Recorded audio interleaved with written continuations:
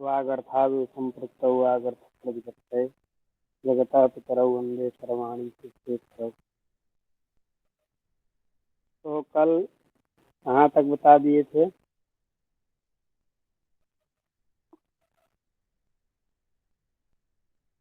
प्रतिपर समनुभ्यो क्षण यस्येति च प्रत्यक्षम।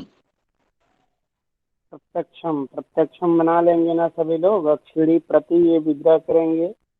आभिमुख का अर्थ यहाँ है प्रति का, तो लक्षणित्व भूताख्यान भाग विस्तार प्रतिपर्य नवा, इससे कर्म प्रवृत्ति नहीं होने से द्वितीय विभक्ति हो जाएगी और लक्षणेन अभिप्रति आभिमुख से सूत्र से समास हो जाएगा, है ना। सच कर देंगे, सुख का लोप कर देंगे, या स्वीकार का लोप कर देंगे। प्रत्यक्ष शब्द बचेगा, उससे इसी प्रकार से उत्पत्ति करके हम भाव कर देंगे। क्या बन जाएगा? प्रत्यक्षम। ठीक है। और अन्य पदार्थित संज्ञायाम जो बताए थे, कोई इसको बताएगा?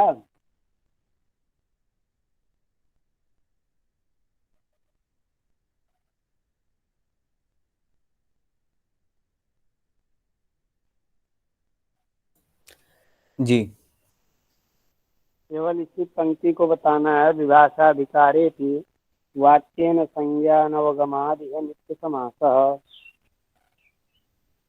जी।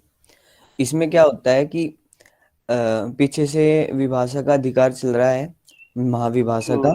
तो ये वो विकल्प से कर रहा था सब कुछ। तो इस पंक्ति में यही बताया गया है, जैसे जब हम विग्रह करते हैं, मतलब ये उन्मत्ता गंगा यस्मिन देशे, तो जब हम इस वाक्य दशा में भी जो इसका अर्थ है वो भिन्न ही निकलता है, मतलब देशवाची अर्थ निकलता है। तो इससे हमें पता चलता है कि इसकी ये जो यहाँ पे विभाषा का अधिकार है वो नहीं आएगा और ये नित्य समास करेगा। हाँ, तो अगर वाक्य से भी उसी संज्ञार्थ का बोध होता तो विकल्प करना उचित होता कि समास से भी उसी पदार्थ की प्रतीति हो रही है, वाक्य से भी उसी पदार्थ की प्रतीति हो रही है। किंतु वाक्य के द्वारा उस पदार्थ की प्रतीति हो नहीं रही है, तो विभाषाधिकार क्या है? व्यर्थ ही है, क्योंकि वाक्य के द्वारा उसकी प्रतीति नहीं हो रही। इसलिए विभाषा का अधिकार होने पर भी वाक्य के द्वारा संज्ञा का बोध नहीं हो रहा है, केवल समास के द्वारा हो रहा है। वाक्य के द्वारा न होने के कारण वाक्य घटित बनेगा नहीं, अर्थात मिथ्य समास करेंगे। ठीक है। तो ये कल हम विधिवत वहाँ पे बता दिए थे। और उसके बाद प्रत्यक्षम बना था, है ना। अब आगे कहते हैं अक्षर परम इति विग्रहे समासांत विधान सामर्थ्याद अव्ययी भावः। क्या लिखा है?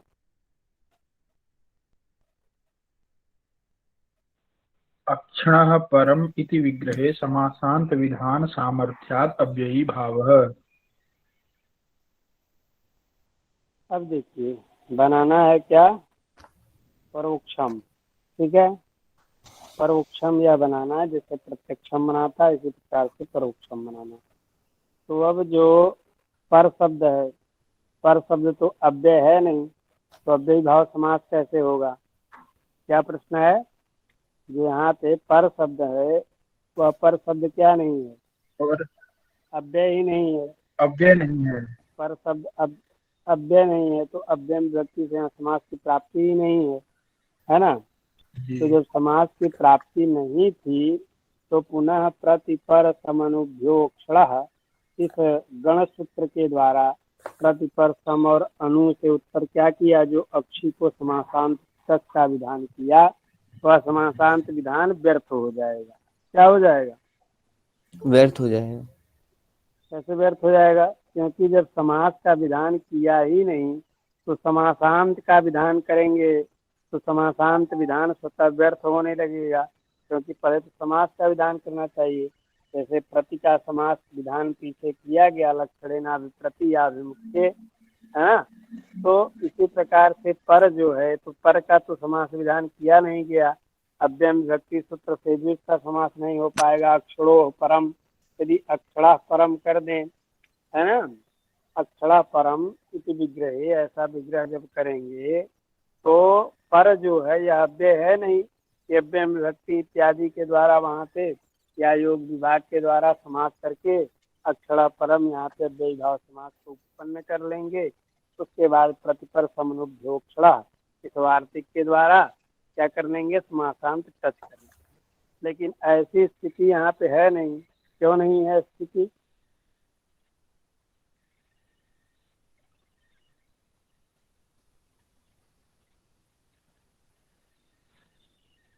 क्योंकि समास का विधान नहीं है। समास का विधान ही नहीं किया गया। तो समास का विधान नहीं किया गया लेकिन समासांत का विधान कर रहे हैं, तो समास विधान के अभाव में ही समासांत का विधान करना व्यर्थ हो जाएगा। तो वह समासांत विधान क्या करेगा, ज्ञापन कराएगा। क्या ज्ञापन कराएगा? कि पर शब्द के साथ भी अव्ययी भाव समास होता है। क्या ज्ञापन करेगा? पर शब्द के साथ भी अव्ययी भाव समास होता है कि नहीं? माने तत्सामर्थ्याद क्या हो जाएगा, अनव्यस्यापि पर शब्द से अव्ययी भाव। क्या निकल जाएगा उससे? अनव्यस्यापि पर शब्द से अव्ययी भाव। ठीक है, यही तत्सामर्थ्यात निकलेगा। क्या वचन निकलेगा?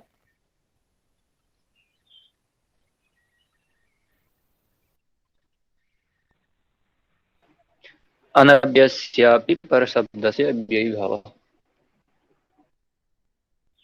हाँ, माने अब समासांत विधान सामर्थ्यात, समासांत विधान सामर्थ्यात ये तो ही समासः पूर्वं कृतः एव नास्ति तर्हि समासांत विधि कथम अत्र क्रियते। है कि नहीं? तो समासाभावेपि समासांत विधेः यत्र उपस्थितत्वात् ज्ञायते ज्ञाप्यते। किं ज्ञाप्यते? समासांत विधेः सामर्थ्यात् अनव्यस्यापि पर शब्दस्य अव्ययी भावः। अने समास विधान के बिना भी समासांत का विधान कर रहे हैं तो क्या हो गया? अनव्यय जो है वह पर शब्द का भी अव्ययी भाव समास हो जाएगा, ज्ञापन के सामर्थ्य से, विधान के सामर्थ्य से। सबको पंक्ति लग गई?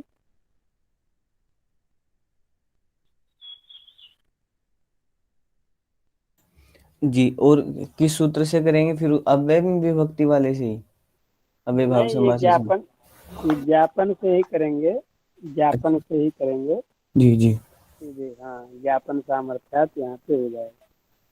तो समासांत विधान सामर्थ्याद अव्ययी भाव। अक्षरा परम ये विग्रह करेंगे। जो आंख से पर है, पर माने जो आंख का विषय नहीं है कि नहीं? माने व्यवहित है, आंखों से व्यवहित है, आंखों का अविषय है, तो वही कहेंगे अक्षरो परम इति परोक्षम। तो लौकिक विग्रह किया अक्षरा परम, उसके बाद समासांत विधान सामर्थ्यात अव्ययी भाव समास पर का कर दिया, तो क्या बन जाएगा? अलौकिक विग्रह क्या होगा?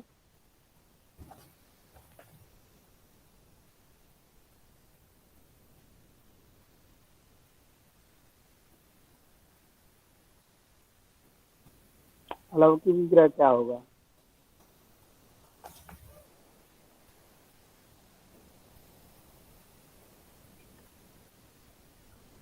अक्षरः पर। अक्षी गंस। अक्षिगस होगा क्योंकि षष्ठी है। षष्ठी है, पंचमी है, वे बताओ।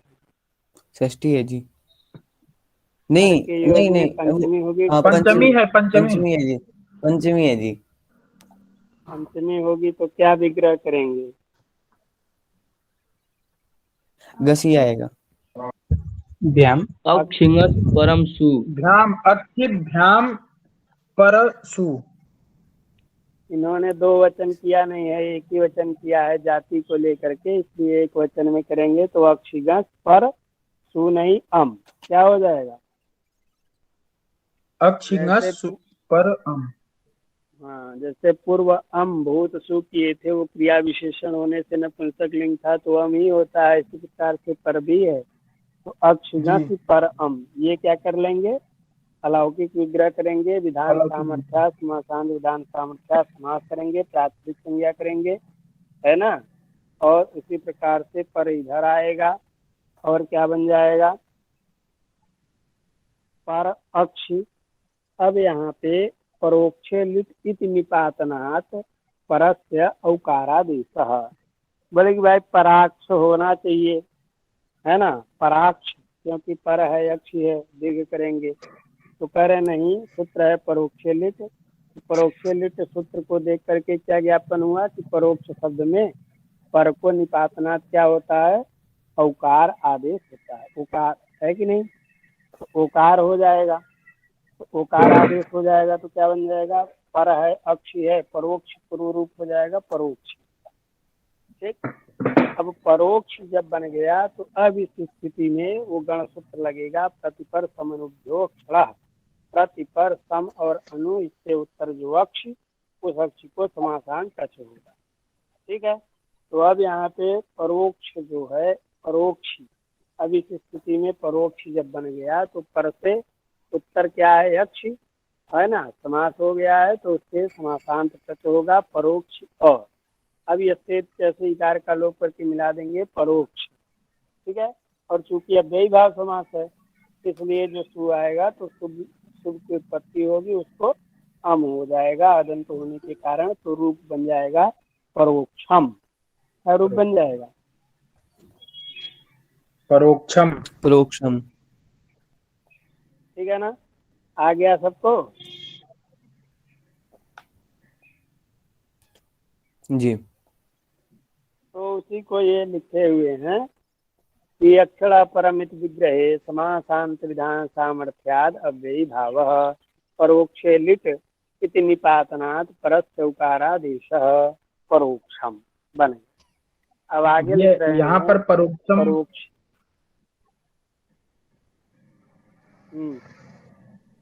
इसमें भैया जो पर शब्द है तो परोक्षे लिट में वहां पर परोक्षे शब्द का प्रयोग किए हैं, तो वही व्यवहार रूप से ही यहाँ पर ओकार का निपात हो जाएगा।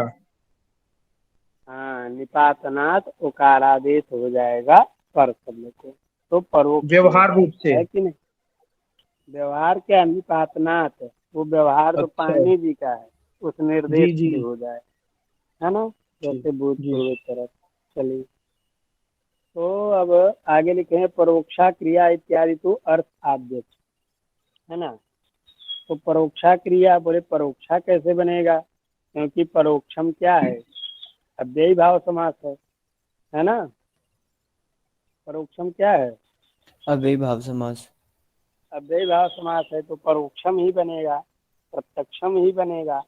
परोक्षा क्रिया इस रूप से कैसे व्यवहार होता है, क्योंकि परोक्षा तो बनना नहीं चाहिए, अव्ययी भाव समास है तो परोक्षम ही बनेगा, क्योंकि टच करेंगे अदंत रहेगा, स्वादि को हम हो करके परोक्षम बन जाएगा।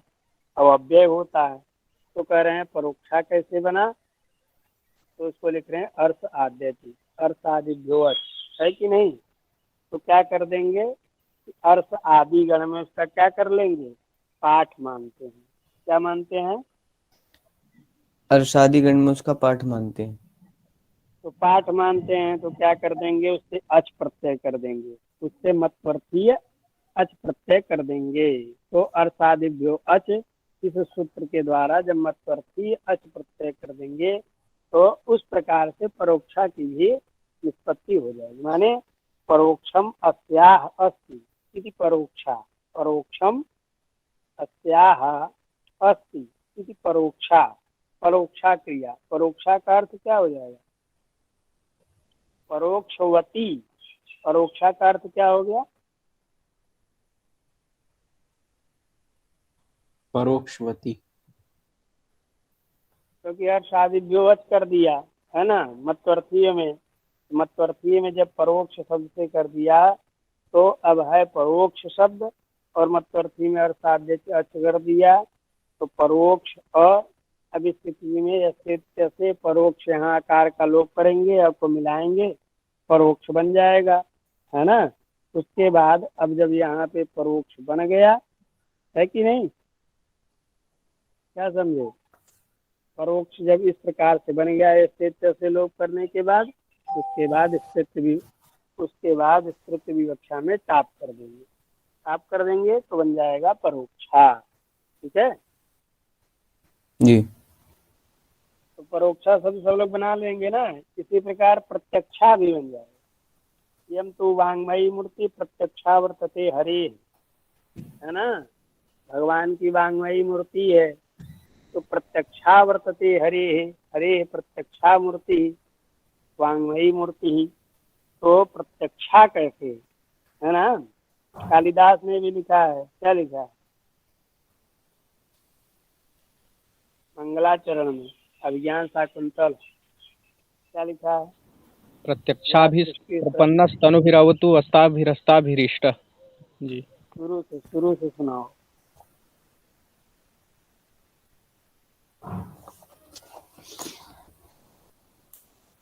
वह या विधिभूतं या सृष्टिः विधिया च होत्री वह ये कालं सत्ये ये सृष्टिभिषेण द्वेषालं विभक्तः व्याप्य विश्वम् यामाहुः सर्वबीजः सर्वबीज प्रकृतिया प्राणिनः प्राणवन्तः प्राणिनः प्राणवन्तः प्रत्यक्षाभिप्रसन्नस्तनुभिरवतु अस्ताभिरस्ता। प्रत्यक्षाभिप्रपन्नस्तनुभिरवतु अस्ताभिरस्ताभिरीशः, है ना। तो वहाँ पे कालिदास जी ने प्रयोग क्या किया है? प्रत्यक्षाभि। तो पहले प्रत्यक्षा बनेगा स्त्रीलिंग में, तब तो उसका प्रत्यक्षाभि बनेगा, है कि नहीं? जी जी। तो प्रत्यक्ष, यद्यपि प्रत्यक्ष शब्द में क्या है, अव्ययी भाव समास जब करेंगे तो प्रत्यक्षम ही रूप बनेगा। अव्यय है सब जगह प्रत्यक्षम, तो प्रत्यक्षा तो बनेगा नहीं। तो क्या करेंगे वहाँ पे, अर्थ आदेश करके, मतलब में प्रत्यय वहाँ मान करके प्रत्यक्ष से आ करके लोप करके मिला के टाप करेंगे, प्रत्यक्षा बनेगा। उसी प्रकार से प्रत्यक्षा का वहाँ अर्थ क्या है?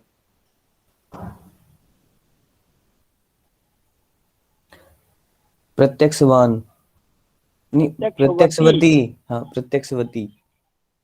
ठीक है, जी। ऐसे यहाँ परोक्षा क्रिया, यहाँ क्या अर्थ है? परोक्षवती। परोक्षवती, तो परोक्षा क्रिया इत्यादि तो अर्थ आदेश। ऐसे ही पाप शब्द जैसे नपुंसक लिंग यही होता है, फिर भी लोग क्या प्रयोग, पापो हम पाप कर्मा, तो पापो हम अहम पाप, तो पाप शब्द तो नपुंसक लिंग, लेकिन अर्थ आदेश कर देते हैं। तो पाप शब्द पापवती वर्तते, पाप शब्द किस अर्थ में हो जाता है? पापवत, पापवान अर्थ में। तो अहम पाप माने हम पापवान, नहीं तो पाप शब्द तो नपुंसक लिंग है तो पापा नहीं बनता। तो इसलिए वहाँ पे पापम अस्य अस्ति पापवान करके अर्थाद्यत मान करके पुलिंग में बना लेते हैं। इसी प्रकार परोक्षा प्रत्यक्षा इत्यादि रूपों को भी समझना चाहिए। तो परोक्षा क्रिया इत्यादि तो अर्थ आद्यच ही। अब आगे क्या है? समक्षम। अब देखिए समक्षम ऐसे ही, अक्षरोर योग्यम, अक्षरोर योग्यम इति समक्षम, क्या बनेगा? अक्षरोर योग्यम इति समक्षम। इति समक्षम। तो अब योग्यता यहाँ अर्थ है, योग्यता किसमें आता है? यथार्थ में। योग्यता विवक्षा पदार्थान अतिवृत्ति सादृश्यान यथार्था, तो यथार्थ में यहाँ बेभाव समास हुआ। ठीक है, और समक्षम बन गया। तो अक्षरोर योग्यम ये लौकिक विग्रह कर देंगे। योग्यता अर्थ में विद्यमान यहाँ उपसर्ग कौन है? सम है, तो सम के साथ समास कर देंगे। अक्षी, अक्षी और अक्षियों ओस और सम, इसका समास व्यक्ति का लोप करेंगे, सम को पहले ले आएंगे, समक्ष बनेगा, है ना। प्रतिपर समनुभ्योक्षण से अच प्रत्यय करेंगे, कार का लोप करके मिला देंगे, बन जाएगा समक्षम। और स्त्रीलिंग में अगर बनाना होगा समक्षा, पुल्लिंग में बनाना होगा तो कैसे बनेगा? अर्थात करके बनेगा, है ना। ऐसे ही आगे क्या है, ये सबको समझ में आ गया ना? किस अर्थ में बेभाव समास है समक्षम में? यथार्थ विपक्षार्थ में। यथार्थ, यथार्थ में अव्ययी भाव है। चलिए अब आगे लिखे हैं अन्वक्षम। अन्वक्षम में अनु है तो अक्षरों पश्चात इति अन्वक्षम। तो अक्षरों अन्वक्षम। पश्चात यहाँ पश्चात अर्थ में अव्ययी भाव हुआ है। पश्चात अर्थे विद्यमानम यदव्ययम तत्समर्थ यदव्ययम् प्रकृतिबंतेन सह समर्थ नित्यम प्रकृतिबंतेन समस्यते। समस्यते। हाँ, नित्यम समस्यते सह च अव्ययी भाव। तो ये हो गया पश्चात अर्थ में अव्ययी भाव। शेष जो है समक्ष की तरह बना लीजिए, है ना। उसका पूरा प्रयोग होगा, समास होगा। अक्षरों हो पश्चात है तो यहाँ पे अक्षी ओस और पश्चात अर्थ में विद्यमान अनु है तो समास करें, पूर्व प्रयोग करें। प्रतिपर समनुभ्योक्षण से समासांत क्या करेंगे, तत् करेंगे, मिलाएंगे और सुबुत्पत्ति होगी, हम हो जाएगा, बन जाएगा अन्वक्षम। अन्वक्षम का अर्थ क्या होगा, अक्षरों हो पश्चात। चलिए आगे क्या है। अनश्च। अनश्च। अनश्च, है ना। हाँ जी। अनश्च तो अव्ययी भाव। अब क्या लिखा है इसकी वृत्ति, अनंतात् अनश्च। अव्ययी भावात् तत्स्यात्। तो तत् से मानी जो चकार है, चकार से किसका ग्रहण हो जाएगा, तत् का ग्रहण हो जाएगा, है कि नहीं। अनश्च तो अन ये विशेषण है, किसका विशेषण है, अव्ययी भाव का विशेषण। अव्ययी भाव की अनुवृत्ति हो रही है। अना ये पंचम अंत है और क्या हो जाएगा, अनंतात्। हाँ, अब वो अव्ययी भाव की अनुवृत्ति हो ही रही है। अना ये पंचम्यंत है, वो भी पंचम्यंत में भी परिणाम हो जाएगा अव्ययी भाव का। तो विशेषण विशेष हो गए। कौन विशेषण हुआ, अन। अन। जो अन है ये पंचम्यंत, ये विशेषण बन जाएगा अव्ययी भाव समास का। तो विशेषण तदंत विधि हो जाएगी तो अर्थ हो जाएगा अनंताद अव्ययी भावात। क्या अर्थ हो जाएगा, अनंतात् अव्ययी भावात्। और टच की अनुवृत्ति हो ही रही, टच तो आ ही रहा है चकारात, है कि नहीं। तो जी। अनंताद अव्ययी भावात टच स्यात्। सब लोग अर्थ लगा लेंगे। कुमार शिवम, जी भैया। बताओ कैसे ये अर्थ है।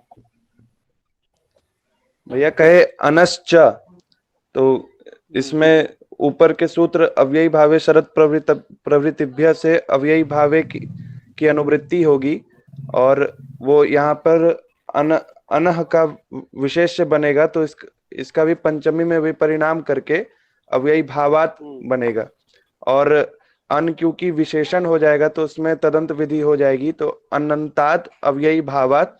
और चकार से टच की भी अनुवृत्ति आ रही है तो अनंतात् अव्ययी भावात टच्यात्। ठीक है ना, जी भैया। समझ में आ गया। हाँ, अब आगे लिख रहे हैं अगला सूत्र, नस तद्धिते। क्या सूत्र है, नस तद्धिते, नस्तद्धिते। है ना। तो तद्धिते ये क्या है, सप्तम्यंत है और न क्या है, षष्ठ्यंत है कि नहीं। न क्या है, जी षष्ठ्यंत है। षष्ठ्यंत। ठीक है। हाँ, तो और जो है भ संज्ञा का अधिकार है तो वो क्या बनेगा, विशेष से बनेगा। तो विशेष से बन जाएगा तब क्या अर्थ। और ये जो न है षष्ठ्यंत, यह उसका क्या बन जाएगा, विशेषण बन जाएगा। तो विशेषण यहाँ भी तुरंत विधि हो जाएगी तो अर्थ हो जाएगा नान्तस्य भस्य तेर लोपः। क्या अर्थ हो जाएगा, नान्तस्य भस्य नान्तस्य टेर्लोपः। भस्य तेर्लोपः। हाँ, ते सूत्र की भी अनुवृत्ति हो रही है। तो ते सूत्र की अनुवृत्ति हो रही है, भ संज्ञा का अधिकार चल रहा है, भ संज्ञा विशेष है और न ये षष्ठ्यंत है तो विशेषण हो गया न, तो ये हो गई तदंत विधि। तो अर्थ हो गया नान्तस्य भस्य। और ते सूत्र की अनुवृत्ति हो रही है तो नान्तस्य भस्य टेर लोपः।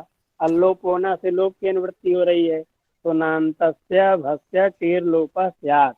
तद्धिते दिया ही है ना। ब्रजेश, जी भैया। क्या क्या अनुवृत्ति हुई सूत्र में। अलोपो न से लोप की अनुवृत्ति और भाष्य का अधिकार।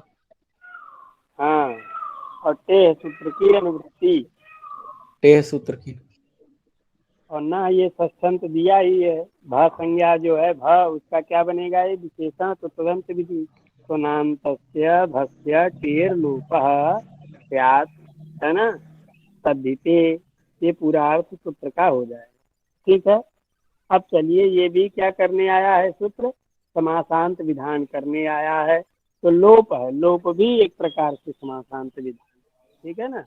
पादस्य लोपो हस्यादिभ्यः यहाँ के भाष्य में और सिद्धांत में भी इधर उधर बताया गया है। तो अब देखिए प्रयोग क्या बनाना है, उपराजम राज्ञा समीपम इति उपराजम, यहाँ किस अर्थ में द्विभाव समास होगा,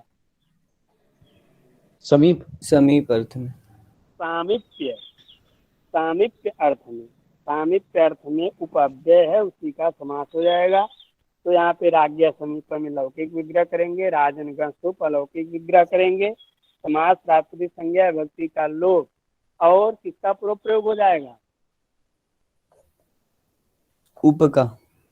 उप का पूर्व प्रयोग हो गया तो बने, हाँ तो बन गया उपराजन, क्या बना, उपराजन। उपराजन। अब लगेगा अनश्च, क्या सूत्र लगेगा, अनश्च, अनंतादव्ययी भावात् तत्सात्, अनंत अव्ययी भाव है उपराजन, उससे कर देगा ठस, ठस उड़ेगा अ, उपराजन अ, क्या स्थिति है, उपराजन अ, है ना। जी भैया। उसके बाद ये सूत्र लग जाएगा कौन सा, नस्तद्धिते, नान्तस्य भस्य टीर लोपस्यात् तद्धिते, तो नान्त भ संज्ञक कौन है, उपराजन, उसके टी का लोप कर देंगे, तो टी का लोप क्या हो जाएगा, अन भाग का लोप हो जाएगा, वही अन भाग का लोप हो जाएगा। तो हाँ, और तद्धित पर ही क्या है, अकार, अकार, अरे जो टच है वो तद्धित है ना, तद्धित के अधिकार में आता है, तद्धिता, ठीक है। तो ये हो गया, टीका लोप कर दिए, उपराज अ मिला दिए उपराज। अब उसी प्रकार से सुबुत्पत्ति करके अव्ययी भाव है तो हम कर लेंगे, तो क्या बन जाएगा, उपराजम, ठीक है। उपराजम, ऐसे अध्यात्मम, जैसे जैसे अधिहरि बना था ऐसे ही अध्यात्मम, तो आत्मनि इति अध्यात्मम, अध्यात्मम बनाना है तो आत्मन गी अधि, आत्मन गी अधि, ये हो जाएगा अलौकिक विग्रह। यहाँ किस अर्थ में समास है ब्रजेश, विभक्ति अर्थ में, विभक्ति अर्थ में, किसमें है, विभक्ति अर्थ। विभक्ति अर्थ यहाँ क्या है, आत्मनि, सप्तमी, ठीक नहीं, जो सप्तमी विभक्ति है उसी का अर्थ यहाँ विभक्ति अर्थ है, तो विभक्ति अर्थ हो गया सप्तम्यर्थ, सप्तम्यर्थ में विद्यमान अव्यय है अधि, इसका आत्मन गी के साथ क्या हो जाएगा, समास प्राकृतिक संज्ञा विभक्ति का लोप पूर्व प्रयोग अधिआत्मन, यण करेंगे अध्यात्मन, क्या बन जाएगा,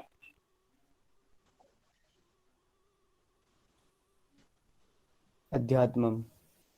उसके बाद रहेगा अनश्च, अनंत अव्ययी भाव है तो समासान टच करेगा, उसके बाद क्या हो जाएगा, नस्तद्धिते से टीका लोप कर देंगे, मिला देंगे अध्यात्म अ, अध्यात्मम सुबुत्पत्ति करके हम भाव कर देंगे अध्यात्मम, बना लेंगे ना सभी लोग जी। अब देखिए आगे सूत्र है नपुंसकाद अन्य तरस्याम, क्या सूत्र है, नपुंसकाद अन्य तरस्याम, तो नपुंसकात ये पंचम्यंत है और अनश्च से अनः ये पंचम्यंत आ रहा है, नपुंसक का विशेषण बन जाएगा, है कि नहीं, ठीक है, उसका विशेषण बन गया, और विशेषण बन गया तो और फिर क्या हो रहा है, तो इसी प्रकार से और सबकी जैसे अनुवृत्ति आ रही थी यहाँ भी अनुवृत्ति आ गई, तो वृत्ति लिख रहे हैं अनंतम यत् क्लीबम तदंताद अव्ययी भावात सच वास्यात, क्योंकि अन्य तरस्याम है, अन्य तरस्याम विकल्प के लिए है ना, अन्य तरस्याम का अर्थ क्या है, विकल्प, तो इस प्रकार से यहाँ पे अर्थ नपुंसकाद अन्य तरस्याम माने अगर अनंत नपुंसक लिंग अव्ययी भाव है, अनंत नपुंसक लिंग है तो तदंत जो अव्ययी भाव होगा, अनंत जो नपुंसक लिंग प्रातिपदिक तदंत जो अव्ययी भाव होगा उससे टच विधान विकल्प से होता है। बात समझ में आया कि नहीं? जैसे अध्यात्मन, अध्यात्मम था तो आत्मन शब्द क्या था? पुलिंग था, इसलिए पुलिंग होने के कारण विकल्प से टच विधान नहीं हुआ, नित्य ही टच विधान हुआ। लेकिन जो नपुंसक लिंग के रहेंगे, है ना, अनंत भी रहें और नपुंसक लिंग भी रहें, तो ऐसे जो ऐसा जो रहेगा अव्ययी भाव, तो उससे क्या बनेगा? विकल्प से टच विधान होगा। क्या दिया है उदाहरण? उपचर्मम उपचर्म। तो चरमणा समीपम क्या विग्रह हो जाएगा? चरमणा समीपम, ये लौकिक विग्रह करेंगे। सामित अर्थ में उपअव्यय का क्या करेंगे? अव्ययी भाव समास करेंगे। तो समास समास करके चरमणा समीपम, लौकिक विग्रह चरमन गस उप, अलौकिक सामित अर्थ में समास, उसका पूर्व प्रयोग जब होगा तो उपचरमन, ये स्थिति है। अब अनश्च लगना चाहिए, अनंत अव्ययी भाव है, उससे नित्य टच की प्राप्ति है, तो लग गया नपुंसकाद अन्नत रस्याम। ये अनंतम यत् क्लीबम, अनंत क्लीब कौन है? चरमन है, नपुंसक लिंग है, तो इसलिए अनंतम यत् क्लीबम तदंता, तदंत कौन हो गया? उपचरमन। इससे अव्ययी भाव समास से विकल्प से टच विधान होगा।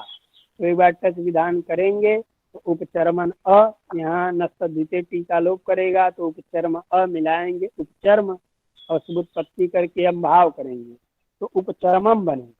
ठीक है। और जब क्या नहीं करेंगे, विकल्प से टच विधान करता है, टच जब नहीं करेंगे तब स्थिति क्या रहेगी?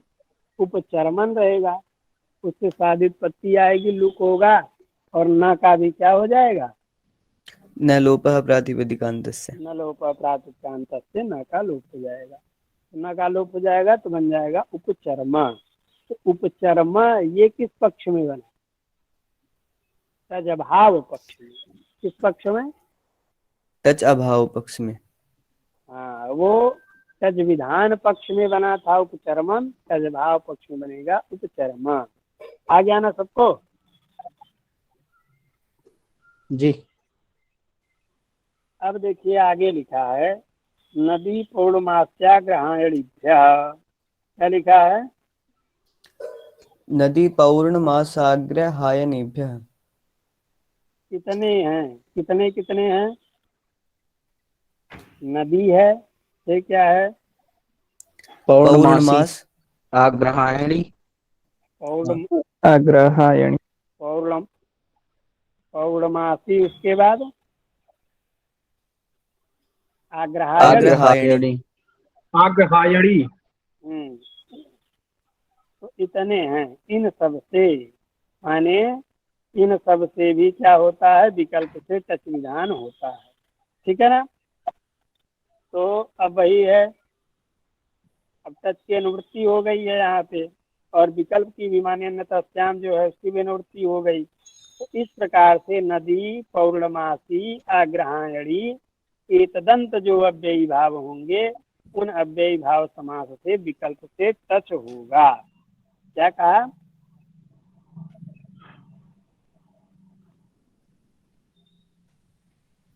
ये जो शब्द हैं नदी, पौर्णमासी, आग्रहायणी, इनसे विकल्प से टच होगा।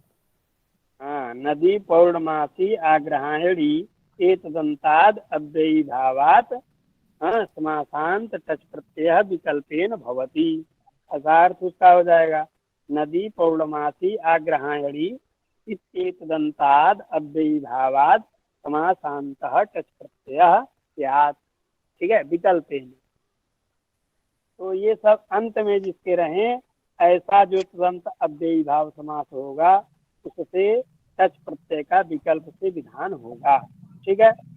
उपनदम, उपनदी, उपनदम और उपनदी दो रूप उन्होंने बनाया। तो नद्या समीपम उपनदम, नद्या समीपम उपनदम। सामिप्य अर्थ में यहाँ उपअव्यय से अव्ययी भाव समास हो गया। तो नद्या समीपम लौकिक विग्रह, और नदी नदी उप अलौकिक समास विधान, उप का पूर्व प्रयोग उपनदी। कितना बनेगा? क्या बन गया? उपनदी। उपनदी है उपनदी। कि नहीं। अब उपनदी बन जाएगा, फिर उसके बाद ह्रस्व भी होगा क्योंकि नपुंसक लिंग हो जाएगा तो उपनदी बनेगा, है कि नहीं। उपनदी जी। उपनदी हो जाएगा, फिर लेगा नदी पौर्णमास्या ग्रहाणिभ्यः, ये एक बार विकल्प से क्या कर देगा, टच। तो नद्यंत टच है प्रत्यय कि नहीं, नद्यंत हो अथवा जी। पौर्णमास्यंत हो, पौर्णमास्यंत आग्रहायण्यंत हो हो, आग्रहायण सबसे टच प्रत्यय तो होता इससे है। टच प्रत्यय करेगा तो ये नद्यंत है, इससे टच प्रत्यय हो गया तो क्या बन गया, उपनदी। अयस्थित से इकार का लोप करके उपनदी उपनद अ मिला देंगे तो बन जाएगा उपनदम, उपनद। ठीक है ना। और जब जब समासांत विधान नहीं करेंगे तो उपनदी रहेगा। इस स्थिति में ह्रस्व नपुंसक के प्राग प्रत्यक्ष क्या हो गया, ह्रस्व हो गया उपनदी, ह्रस्व हो जाएगा। ठीक है। भैया हाँ भैया जो इसमें टच विधान कर रहे हैं तो इसमें नदी का जो इकार है ह्रस्व इकार, वो उसका लोप किस सूत्र से हुआ है? यस्येति च। ये सेत से पहले ह्रस्व हो गया उपनद बन गया, अब टच का अ बचा है, ये का इकार का लोप हो गया, उपनद बन गया उपनदम। और जब टच नहीं करेंगे उपनदी रहेगा तो उस स्थिति में भी अव्ययी भाव समास है तो ह्रस्व नपुंसक के प्राग क्या कर देगा,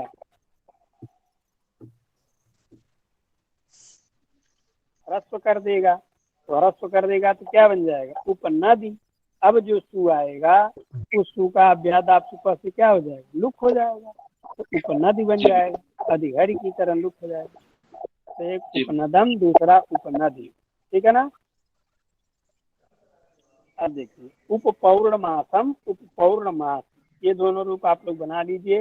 पौर्णमास्या समीपम, तो उपपौर्णमासम वैसे ही पूर्ववत बनेगा। और जब टच का अभाव रहेगा तो क्या बनेगा, उपपौर्णमास, क्योंकि ह्रस्व हो जाएगा, व्यादाप से लिख हो जाएगा। ऐसे ही उपाग्रहायणम, उपाग्रहायण, तो ऐसे ही इसका भी रूप बनाना है, आग्रहायणी है कि नहीं। तो आग्रहायण्याः, आग्रहायण्याः क्या हो जाएगा, आग्रहायण्याः समीपम उपाग्रहायणी, है ना। और उपाग्रहायणम, ये दोनों रूप बन जाएगा, है ना। मार्गशीर्ष की जो पूर्णिमा है पौर्णमासी, उसी को क्या कहते हैं, आग्रहायण, ठीक है ना। आग्रहायणे। हाँ तो यही है, तो बन गया हाँ तो क्या बन गया, उपाग्रहायणी और उपाग्रहायणम। हाँ एक बार ह्रस्व कर देंगे, टच करके मिलाएंगे तो उत्पत्ति करके अम, और एक बार नहीं मिलाएंगे तो नपुंसक ह्रस्व हो जाएगा और सुख का लुक हो जाएगा अव्यादाप से। तो ये दो रूप बन जाएंगे, सभी लोग बना लेंगे ना ये रूप। जी भ्राता जी, हम्म, जो यस्येति च है वो ह्रस्व इकार का ही लोप करेगा या फिर दीर्घ का भी कर सकता है?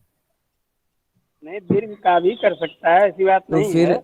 उपनदी जब ये स्थिति है तो वो यहाँ पे प्रवृत्ति है ना, क्योंकि सूत्र की प्राप्ति है तो सूत्र उसके पहले ही कर देगा, अच्छा अच्छा वो विधान है ना। तो इस विधान सामर्थ्यात उसकी प्राप्ति है तो फटाक से ह्रस्व कर देगा, उसके बाद लोग की प्राप्ति होने लगेगी। जी। अब देखिए आगे लिखा है झय, क्या लिखा है, झयः। अब यहाँ भी वही है, झया पंचम्यंत है ना। अव्ययी भाव इसकी अनुवृत्ति हो ही रही है, उसका भी पंचम्यंत में परिणाम करके विशेषण विशिष्ट बना लेंगे। तो अव्ययी भाव का विशेषण जब झय बनेगा तो तुरंत विधि होगी, तब अर्थ हो जाएगा झयंताद अव्ययी भावात तत् स्यात्। विकल्प से झयंत जो अव्ययी भाव हैं उनसे भी विकल्प से क्या होता है, तत् प्रत्यय होता है। बात समझ में आया कि नहीं। जी। तो अब जो है झयंत अव्ययी भाव है उनसे होता है विकल्प से टच प्रत्यय।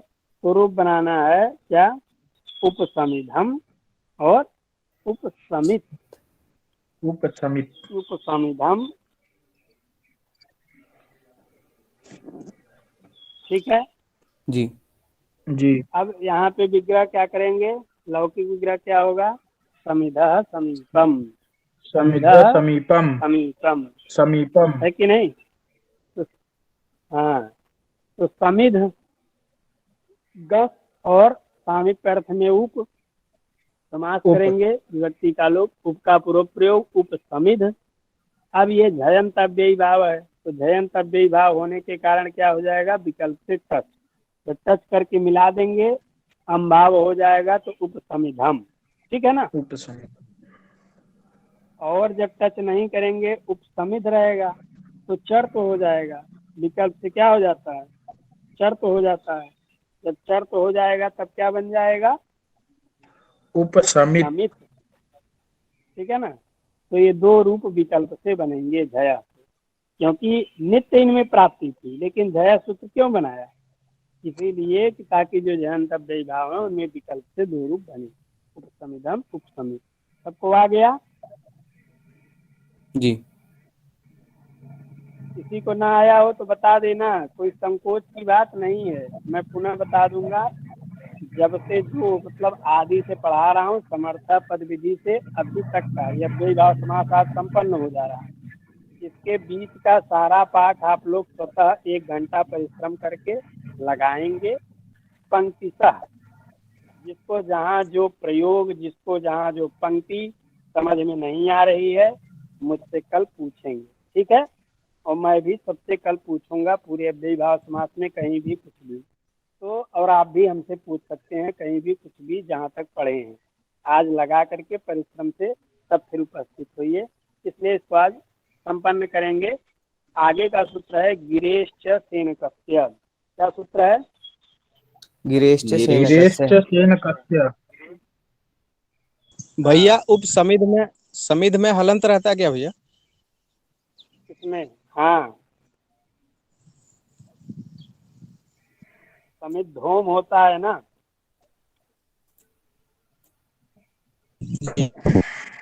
ठीक है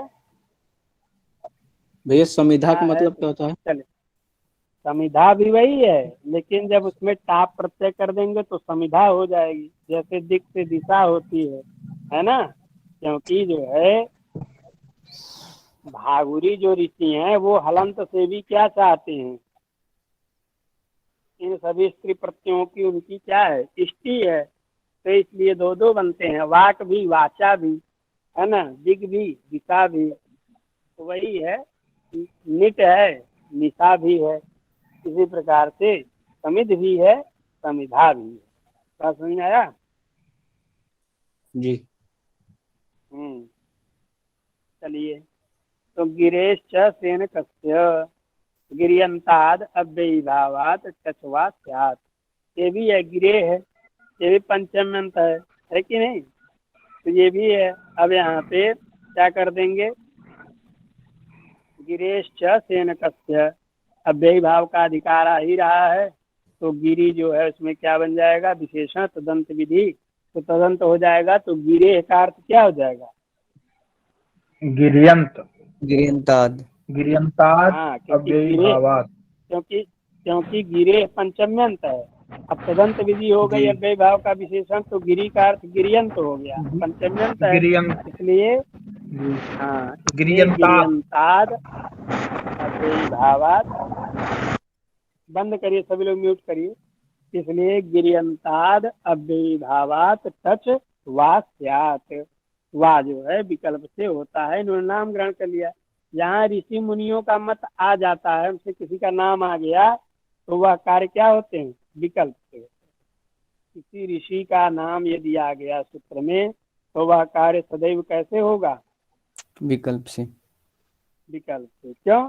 क्योंकि पाणिनि जी ने इन ऋषि के मत का उल्लेख किया, अर्थात ये इनके मत का उल्लेख नहीं है, ये उन ऋषि के मत में है, इनके मत में और है, उस ऋषि के मत में और है, तो अर्थात ऋषि के भी मत का उल्लेख किया है, इसलिए विकल्प विधान स्वतः सिद्ध होता है। बात समझ आया कि नहीं? नाम लेने और पूजा के लिए ग्रहण करते हैं, आगे लिख रहे हैं सेनक ग्रहणम पूजार्थम, सम्मान के लिए, कि भाई देखिए आपका मत है तो हमने चोरी नहीं किया, आपका हमने नाम लिखा है ना। गिरेश्च सेनकस्य, सेनक ग्रहणम पूजार्थम, पूजा माने सम्मान, क्या है पूजा, धान्यमिदं व्याकरणम, धन्यमिदं व्याकरणम यत् सेनक आचार्यस्य ऋषीणां मतम् मतमस्ति, धन्यमिदं व्याकरणम यत्र आचार्याणाम मतमस्ति और धन्यास्ति आचार्याः येषां मतम व्याकरणे अस्ति। ये क्या शाम है मतम पूजा? व्याकरणे अस्ति। हाँ, तो धन्यमिदं व्याकरणम यत्र ऋषीणां मतमस्ति और ऋषीणां मतमस्ति धन्यास्ते आचार्याः धन्यास्ते येषां मतम आचार्याः व्याकरणे यस्य अस्ति। मतम व्याकरणे अस्ति। इसी का नाम है पूजा। बात समझ में आया कि नहीं? तो सेनक ग्रहणम पूजार्थम, तो यही लिख रहे हैं सेनक ग्रहण यहाँ पूजा के लिए है, विकल्प के लिए नहीं। ये पंक्ति क्यों लिखी है यही बता रहा हूँ। सेनक ग्रहणम पूजार्थम, जबकि सेनक ग्रहणम न विकल्पार्थम। सेनक ग्रहण विकल्प के लिए नहीं है, सेनक ग्रहण केवल उन ऋषि का नामोच्चारण करके पूजा के लिए है, क्योंकि विकल्प यहाँ स्वतः सिद्ध है कि नहीं? विकल्प यहाँ स्वतः सिद्ध है कि नहीं? अन्यत्रस्याम ग्रहण की अगर अनुवृत्ति कर लेंगे, नपुंसकाद अन्यत्रस्याम, अन्यत्रस्याम की अनुवृत्ति कर लेंगे तो अन्यत्रस्याम की ग्रहण सामर्थ्यात यहाँ जब उसकी अनुवृत्ति हो जाएगी तो विकल्प स्वतः ही सिद्ध है। गिरियंतव्य भाव से विकल्प से टच विधान स्वतः सिद्ध है, इसलिए सेनक ग्रहण क्यों किया गया? विकल्प विधान के लिए नहीं, अपितु सेनक ग्रहणम पूजार्थम। बात समझ में आया? जी। ये सेनक ग्रहणम पूजार्थम यहाँ पंक्ति क्यों लिखी है, सबको समझ में आ गया ना? हाँ जी। जी। विकल्प के लिए नहीं, पूजा के लिए। विकल्प स्वतः सिद्ध है। कैसे सिद्ध है विकल्प? क्योंकि पीछे से अन्य नपुंसकाद अन्यत्रस्याम से अन्यत्रस्याम की अनुवृत्ति इसमें आ जाएगी। हाँ, अब दो रूप बना रहे हैं, उपगिरम उपगिरी। तो गिरे गिरे है समीपम, गिरे समीपम इति उपगिरम, है ना? और उपगिर दो रूप बन जाएगा। तो गिरे समीपम ये लौकिक विग्रह कर देंगे और क्या हो जाएगा? उसके बाद अलौकिक विग्रह क्या करेंगे?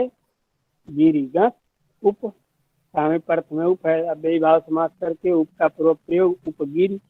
अब उपगिरी इस स्थिति में लगेगा गिरेश सेनकस्य, कि क्या कर देगा? विकल्प से टच, जब टच कर दिया उपगिर अ, जैसे इकार का लोप को मिला देंगे उपगिर, है कि नहीं?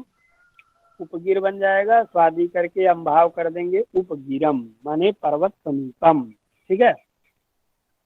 और क्या है? उपगिरी, उपगिरी है। तो उपगिरी है तो उपगिरी इसी प्रकार से बन जाएगा। जब टच नहीं करेंगे, उप का पूर्व प्रयोग हो गया, उपगिरी बन गया। अब जो स्वादी ले आएंगे तो अव्ययी भाव है, अव्याद आप ऊपर से लुक हो जाएगा तो बन जाएगा उपगिरी। क्या बन जाएगा? उपगिरी। ठीक है ना? जी। और भ्राता जी इस कहीं तो प्रकार अन्य से तरह से हम कह देते हैं, कहीं विकल्प कह देते हैं, कहीं वहाँ कह देते हैं, ऐसे ही एक दो और मिलते हैं, तो ये ऐसे अलग अलग क्यों करते हैं? ये मतलब निपात हैं। ये जी क्या है? निपात हैं। निपात क्या होते हैं? अनेकार्थक होते हैं। ठीक है। जी तो निपतंती अनेकार्थान बोधयंती इति निपाता। क्या है? निपतंती अनेकार्थान अनेकार्थान बोधयन्ति इति निपाता। इति निपाता। वही वा अनेक अर्थों को, केवल विकल्प अर्थ को वह नहीं कहता है ना? कहीं अपि अर्थ में आ गया, कहीं च अर्थ में आ गया, कहीं च वा अर्थ में आ गया। माने ये सब जितने निपात हैं, इन सबके बहुत सारे अर्थ हैं। जो अर्थ विवक्षित होता है आचार्यों को, उसी रूप में उसका उसी अर्थ में प्रयोग करते हैं, है ना? तो जी इसीलिए इन निपातों का बहुविध अर्थ होने से या बहुत निपातों का विकल्प अर्थ होने से कोई आपत्ति नहीं है।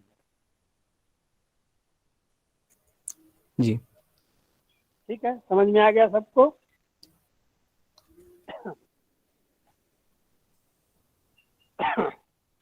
तो ठीक है, आज ये अव्यय भाव समास यहाँ पे